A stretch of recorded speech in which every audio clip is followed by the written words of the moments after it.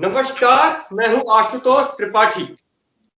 इस समय पूरे बॉलीवुड से लेकर और जनरल सोसाइटी के बीच में जिस तरीके की खबरें चल रही हैं, उसमें सिर्फ एक ही खबर सामने आती है। वो आती है कि किस तरीके से बॉलीवुड में ड्रग्स का कारोबार होता है, लोग किस तरह के नशे के आदी हैं, या फिर किस तरीके से लोग एक रिश्तों के बीच फंसकर कहीं ना कहीं उनसे जब वो चीज वापस नहीं मिलती है उनको, या संतुष्ट नहीं होते हैं, तो अवसादग्रस्त होते हैं। रिश्ते कैसे आगे बढ़ते हैं, रिश्तों को कैसे बनाए रखा जा सकता है, यह सब इसमें बात करने के लिए बहुत जरूरी हो गया है। जब कोरोना का काल चल रहा है, कई तरीके की विपदाएं आई हुई हैं, नौकरियां छूट रही हैं, काम नहीं चल रहा है, ऐसे में रिश्ते ही हैं जो एक दूसरे को संबल देते हैं, एक दूसरे को बनाए रखते हैं, एक दूसरे के बीच में एक मजबूती बना के रखते हैं ताकि लोगों का मनोबल टूटे नहीं। जिस तरीके से सुशांत सिंह राजपूत की एक घटना हुई, जिसमें कि वह घटना या हत्या या आत्महत्या, इसके विषय में तो यह सीबीआई का ही मामला है, जांच का ही मामला है, लेकिन कहीं ना कहीं इसमें रिश्ते भी आते हैं। किस तरीके से कोई ड्रग्स में जाता है, किस तरीके से कोई अवसाद में जाता है, सभी चीजों के बीच में रिश्ते जो आप बिगाड़ते हैं। इसी रिलेशनशिप एक्सपर्ट्स के रूप में इस सोसाइटी में कुछ विशेष लोग काम भी करते हैं। उनमें से एक हमारे साथ आज जुड़ रही हैं, जिनका नाम है डॉक्टर आरती दहिया, और ये रिलेशनशिप एक्सपर्ट भी हैं, साथ में ज्योतिषाचार्य भी हैं। इन्होंने डॉक्टरेट की है रेमेडीज में, लाल किताब के पीछे इनका काफी ज्ञान है, उसको भी लेकर इन्होंने शोध किया है। और हमसे सीधे जुड़ रही हैं डॉक्टर आरती दहिया। डॉक्टर दहिया जी, आपका बहुत बहुत स्वागत है। नमस्कार। नमस्कार आशुतोष जी। जी डॉक्टर आरती दहिया जी, आपसे सबसे पहला सवाल, इस समय जब भी टीवी खोलिए या फिर किसी भी महफिल में बैठिए, यानी कि महफिल अंदर से किसी भी मीटिंग में बैठिए, 4-5 लोग जहां जुटते हैं, बात सिर्फ एक हो रही है कि किस तरीके से एक स्टार ने, बॉलीवुड के एक राइजिंग स्टार ने सुसाइड किया या उसके संग जो कुछ भी हुआ। लेकिन बाद में जो चीजें खुल के सामने आई, उनमें यह हुआ कि वो कहीं ना कहीं ड्रग्स के शिकार हो गए थे। कहीं ना कहीं उनके एक रिलेशनशिप का जो एक ऑरा होता है चारों तरफ, या फिर एक सर्किल होता है, उसमें कहीं ना कहीं कुछ ना कुछ दिक्कतें आई थी। इन्हीं सब चीजों को रखते हुए मैं आपसे जो सवाल करना चाहता हूं, वह एक लाइन का सवाल है और महत्वपूर्ण सवाल है कि क्या रिश्तों के चलते आदमी जब असंतुष्ट होता है, उससे वो जो चीज लाइफ से चाह रहा होता है वो मिलती नहीं है, तो क्या वह ड्रग्स की तरफ जाता है? और ड्रग्स की तरफ जाता है तो आखिर क्यों जाता है? रिलेशनशिप में ऐसी कौन सी स्थिति आती है? जी डॉक्टर जी। सर, ऐसा है कि जहाँ तक मैंने लोगों को ऑब्जर्व किया है या रिलेशनशिप की प्रॉब्लम्स देखी हैं, ऐसा नहीं है कि हर इंसान जो कि नाकामयाब हुआ हो किसी रिश्ते में, वो ड्रग्स में ही जाएगा। ये हमारे अपने मानसिक संतुलन पे भी निर्भर करता है। आप किसी भी रिश्ते को इतना महत्व क्यों देते हैं कि वो आपकी इंडिविजुअल लाइफ पे रूल करने लग जाए? आपको एक मर्यादा और एक बाउंड्री हर रिलेशन में रखनी चाहिए, ताकि आपको कोई प्रिविलेज या आपका कोई ओवर यूसेज ना कर सके। जिंदगी में कोई आ रहा है, जा रहा है, it is all about situations. कब क्या सिचुएशन बदलती है किसी को नहीं पता जीवन में, लेकिन उसके आने या जाने से कोई ड्रग्स में या ड्रिंक्स में, आपने देखा है अल्कोहल में बच्चे बहुत चले जाते हैं कि मैं डिप्रेस हो गया हूं, और ये सब चीजों का सहारा लेते हैं। ये बिल्कुल गलत है, ये एक गलत अप्रोच है और ये नहीं होना चाहिए, और ऐसा होना अनिवार्य भी नहीं है। हमारे जीवन में और भी बहुत रिश्ते हैं, अगर हम उन्हें महत्व दें या उस टाइम हमारी फैमिली हमें काउंसिल करे और हमें सपोर्ट करे, उस टाइम पे थोड़ा पैम्पर करे, तो शायद हम इन चीज़ों में नहीं जाएंगे। तो ऐसा कुछ भी ज़रूरी नहीं है कि हर इंसान जो रिश्ते में चोट खाता है वो किसी गलत रास्ते पे ही जाएगा।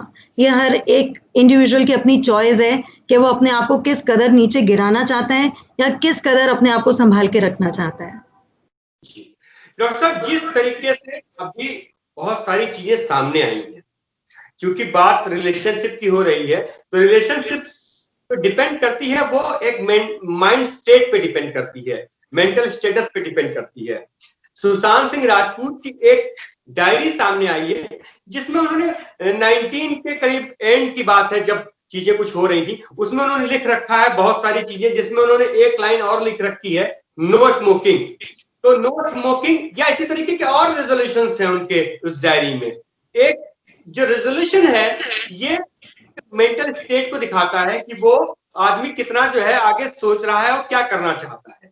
लेकिन क्या रिलेशनशिप अगर स्ट्रांग नहीं होती है या उसको आसपास के जो रिश्ते, करीबी रिश्ते होते हैं, वो अगर सपोर्ट में नहीं होते हैं, तो क्या आदमी अपने चीजों को जो सोच के चलता है वो पूरा नहीं कर पाता? जी, बिल्कुल ऐसा होता है। देखिए, हम लोग एक सामाजिक व्यक्ति हैं। हम एक समाज के अंदर हमने जन्म लिया है। एक सोसाइटी पिलर्स का काम करती है, फैमिली पिलर्स का काम करती है। अगर हमारे पिलर्स ही हमारे साथ नहीं होंगे, हमारी स्ट्रेंथ ही हमारे साथ नहीं होगी, तो हम शायद अपने आप को हमेशा अकेला और मजबूर महसूस करेंगे। और इस सिचुएशन में आप कभी नहीं जज कर सकते कि किस इंसान की मानसिकता किस तरफ झुक जाए। तो मुझे ऐसा लगता है कि सोसाइटी में और फैमिली में एक बॉन्ड होना है, कम्युनिकेशन होना और एक दूसरे से अपनी बातों को खुल के कह पाना और फैमिली का गलत या सही बातों को एक्सेप्ट करना बहुत इंपॉर्टेंट है। सही गलत क्या है ये कंक्लूड बाद में किया जाता है, लेकिन पहले हमें सुननी चाहिए बात कि सामने वाला हमसे क्या बात करना चाह रहा है। पता नहीं उसका मानसिक संतुलन उस टाइम कैसा है, वो कितना डिप्रेस्ड है या कितना ओवरबर्स्ट है। जब तक वो बोलेगा नहीं वो हल्का नहीं होगा। और कई बार इतना ज्यादा स्ट्रेस लेवल बढ़ जाता है कि इंसान कुछ अटेम्प्ट कर लेता है और हमें सारी जिंदगी रिग्रेट रहता है। और जो लोग जिंदगी में अच्छे रेजोल्यूशन लेते हैं, किसी का रेजोल्यूशन होता है मैं कभी ड्रिंक नहीं करूंगा, किसी का होता है मैं कभी स्मोक नहीं करूंगा, किसी का होता है कि मैं जिंदगी में कुछ बन के दिखाऊंगा, नाम कमा के दिखाऊंगा। There multiple mindsets. उन सब रेजोल्यूशन को जो पूरा करने का अपने अंदर जज्बा रखता है, वो इंसान कभी भी, त्रिपाठी जी, सुसाइड नहीं करेगा। ये फॉर श्योर है। जिसने अपनी जिंदगी में कोई एक भी रेजोल्यूशन बनाया वो सुसाइडल टेंडेंसी का नहीं हो सकता। बिल्कुल ठीक है जी सर। मैडम, ये समझना चाहूंगा कि जैसे कि रिलेशनशिप है, बहुत अच्छी बॉन्डिंग है, परिवार के लोगों के बीच में अच्छी बॉन्डिंग है, लेकिन आदमी अगर अकेला रह रहा होता है तो क्या रिलेशनशिप जो डिस्टेंस है वो कितना मैटर करता है? देखिए, फर्क पड़ता है। आप अगर सारा दिन अकेले हैं या फैमिली से डिस्टेंस पे रह रहे हैं, आप डिप्रेसिव होंगे, कोई आपको वीडियो कॉल पे या आपको टेलीफोनिकली कुछ कंसोल करेगा। फिर बात आती है आप रास्ता ढूंढते नजदीकी कोई जो आपके उस टाइम आसपास हो, और यू नेवर नो सोसाइटी में आपके दोस्त कैसे हैं या आपके कोई रिलेशनशिप है किसी के साथ, तो आपका पार्टनर कैसा है, आप किसी पे रिलाई नहीं कर सकते। तो आप कोई भी सलाह लेंगे, कोई भी अगर आपको सलाह देगा तो वो जरूरी नहीं है कि वो सही हो। तो यहाँ पे कहीं ना कहीं हम लैक करते हैं रिश्तों को। तभी कहा जाता है कि बच्चे परिवार के बीच में अगर रहें और पले बढ़े और एक स्टेट पे आके अगर वो फैमिली से अलग होते हैं तो कोई प्रॉब्लम नहीं आती, लेकिन अगर वो अर्ली एज में फैमिली से अलग होके ग्रो करना चाहते हैं तो ये मानसिकता की प्रॉब्लम देखी जाती है, क्योंकि कम्युनिकेशन में गैप आता है। जी।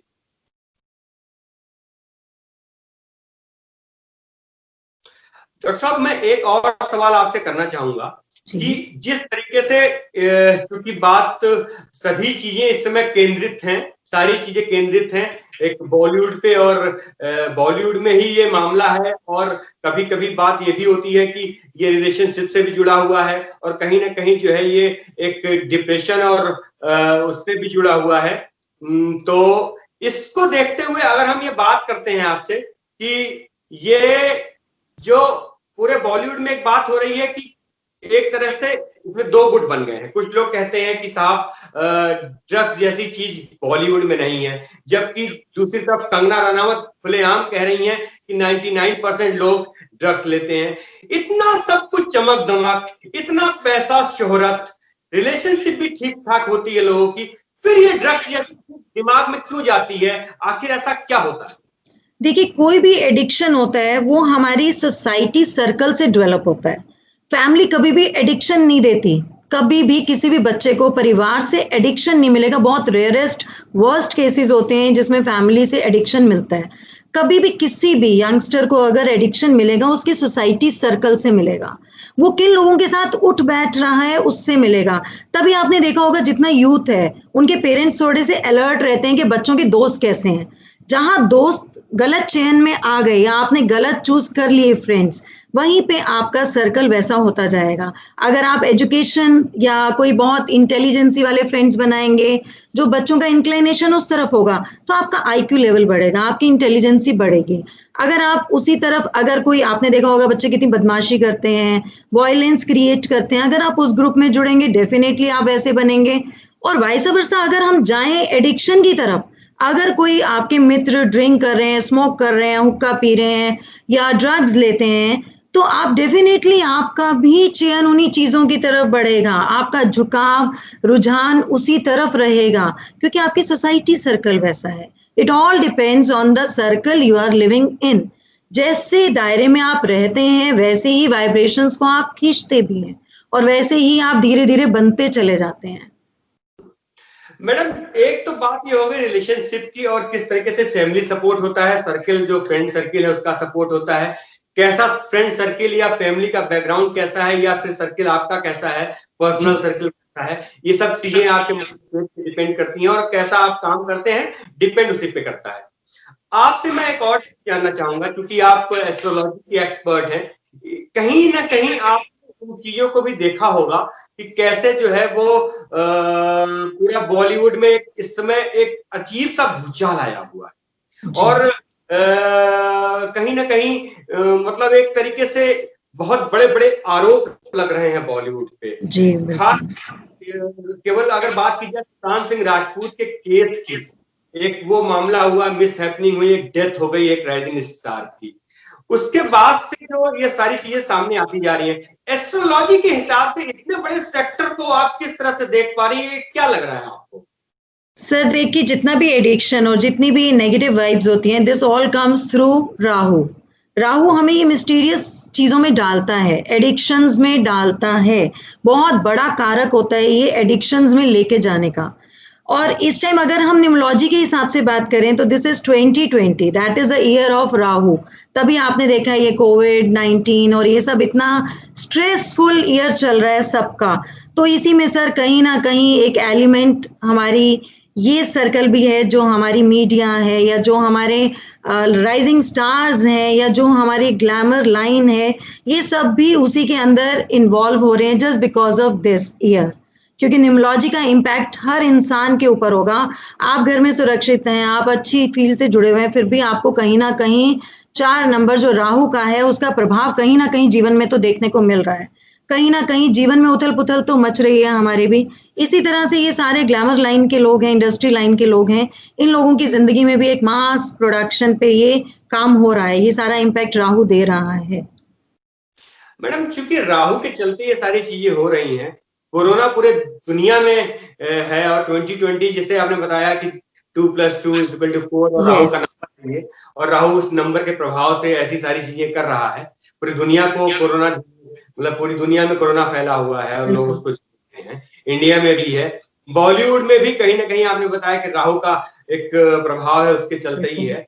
क्या आप ये भी क्लियर कर सकती हैं कि जो स्थिति है ये कब तक चलेगी, या 2020 के बाद खत्म हो जाएगी, या फिर ये कब तक चलने वाली, क्योंकि अगला जो अपना नया साल होगा वो 21 होगा, यानी कि उसकी जो नंबर आएगी वो 1+ हो जाएगी, 5 हो जाएगा, तो 5 का क्या?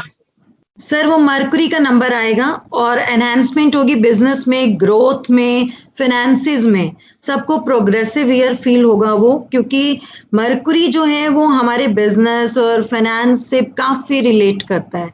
तो जो ये राहु जो इतना स्ट्रेस देके जा रहा है, ये जाते जाते हमें ये रिलैक्सेशन देके जाएगा। इंडिया भी कहीं ना कहीं सर एक नई अपॉर्चुनिटी निकालेगी 2021 में, जिससे हमारे फाइनेंस और हमारी इकोनॉमी डेवलप होगी।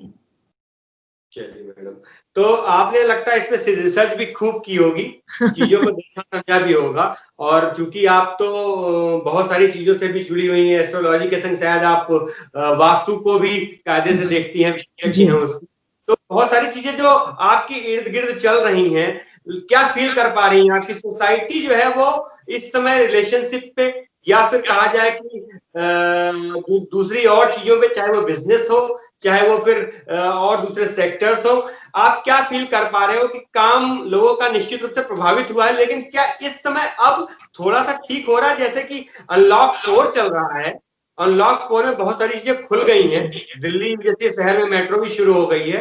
आप क्या फील कर पा रहे हो, चीजें उठ रही हैं, ग्रोथ की ओर जा रही हैं, क्योंकि अब सितंबर आ गया है और 3 महीने बचे हैं 2005 में। बिल्कुल सर, चीजें प्रोग्रेसिव हो रही हैं, धीरे धीरे सब लोग अपने नॉर्मल रूटीन में आ रहे हैं, डेफिनेटली पूरी प्रिकॉशंस के साथ आ रहे हैं। बट हाँ, जो बिल्कुल सब चीजें स्टेबल एक जगह पे हो गई थी, एकदम स्टेशनरी पोजीशन पे आ गई थी, उनमें मूवमेंट आनी शुरू हो गई है। और सितंबर खत्म होते होते सर थोड़ा सा पेस और अच्छा आएगा, थोड़े से चेंजेस पॉजिटिव और आएंगे, सबको थोड़ा सा मेंटल रिलैक्सेशन होगा, क्योंकि इस टाइम सबसे ज्यादा जो केसेस आ रहे हैं फाइनेंस से ज्यादा सर हमारे पास डिप्रेशन के और मेंटल टेंशन के केसेस आ रहे हैं।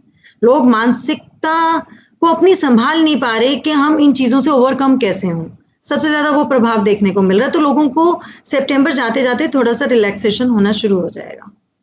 जब आपके पास कोई आता है और अपनी बात कहता है, कहीं न कहीं वो परेशान है, तो अगर उसे आप, वैसे तो बहुत आप एक्सपर्ट हैं तो बहुत सारी चीजें बताती होंगी, लेकिन मैं चाहूंगा कि मान लीजिए कि कोई आपसे कहता है कि मैं इस कोरोना के कारण बहुत परेशान हूं और मेंटल स्टेटस मेरा ठीक नहीं है, कहीं ना कहीं डिप्रेशन मुझे फील होता है और मन नहीं लगता है चीजों में, तो उसको आप बहुत शॉर्ट में किस तरह से सजेस्ट करती हैं? बिल्कुल वैसे ही सजेस्ट करें ताकि कोई इसको सुने और डिप्रेशन उसके अंदर हो कहीं तो उसको फायदा मिले। जी डेफिनेटली सर, सबसे पहले तो मैं काउंसलिंग का पार्ट लेती हूँ, because this is the part of everybody's life. जो इस टाइम जो कोविड-19 के कारण जो चैलेंजेस आ रहे हैं वो सबकी जिंदगी में आ रहे हैं, कोई एक नहीं इसको भुगत रहा, कोई अमीर या गरीब, कोई अलग से ऐसा कैटेगरी नहीं है, एवरीबडी इज फेसिंग दैट। सबसे पहला चैप्टर तो रहता है उनके साथ काउंसलिंग का, एक फ्री कम्युनिकेशन, उनको कुछ अपने भी ड्रॉबैक्स दिखाते हैं कि what we are facing these days, ताकि उनको ये मॉरल रहे कि हाँ ये सबके साथ है, एक नॉर्मल सी चीज है।